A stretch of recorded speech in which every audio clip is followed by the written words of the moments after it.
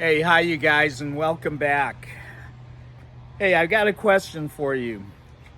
Like Moses, what sign do you bring? And I think I got a little ahead of myself. Again, I think like Moses, in evangelism, sometimes we bring up the topic and we're not sure what to say next. I suggest we're ready. Let's get ready to back up what we have to say.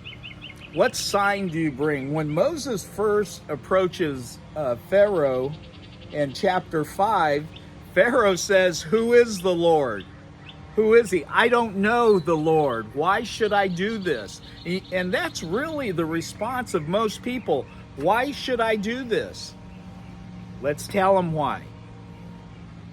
Uh, this going to people and like Pharaoh, them wondering, who are you?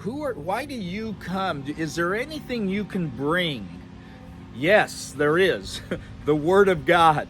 Bring the word and show them and let the word do its thing. Okay?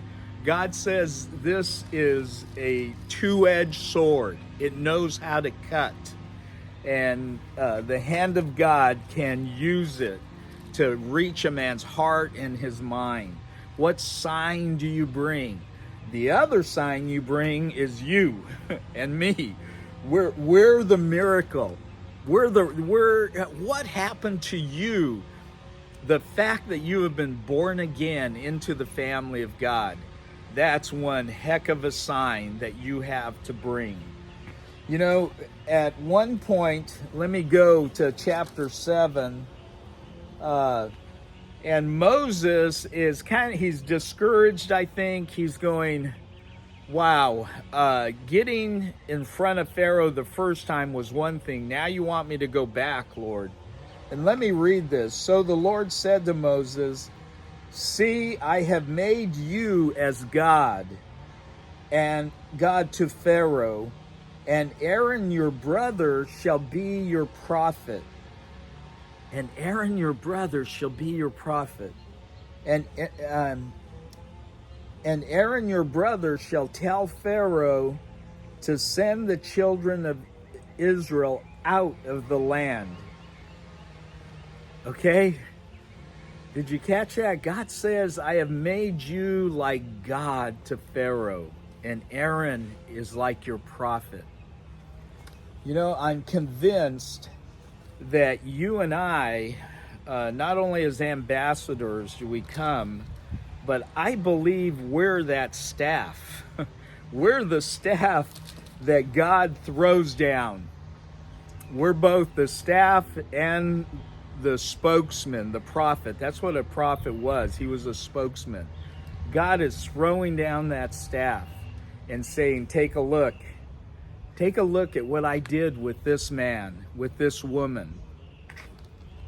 And we ought to be ready to, like Moses's rod that turns into a snake, we ought to be ready to consume the foolishness that's out there, to put it to rest, to be able to say, I have an answer for that.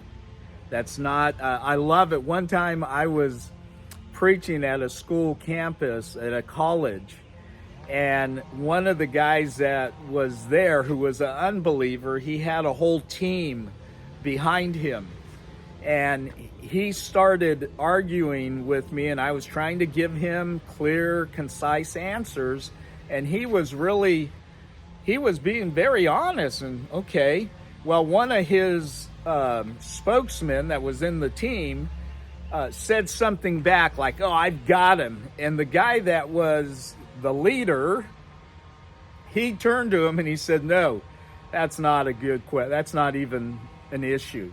And I can't remember what the question was, but God will give you, and he has given us his word so that we have an answer for those who think their snakes are going to take on the word of God. It's not going to happen, okay?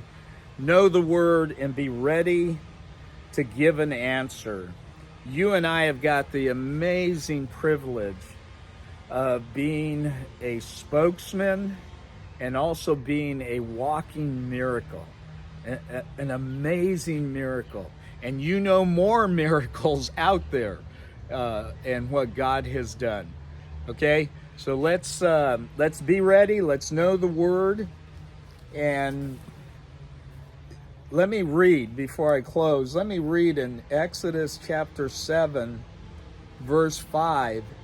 And the Egyptians shall know that I am the Lord when I stretch out my hand on Egypt.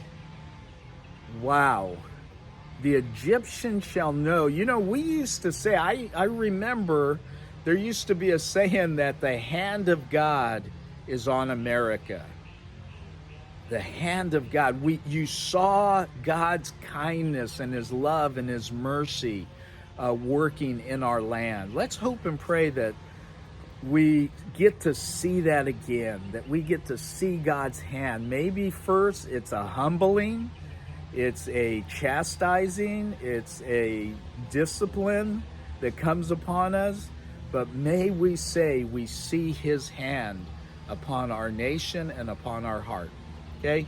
God bless you, and here we go.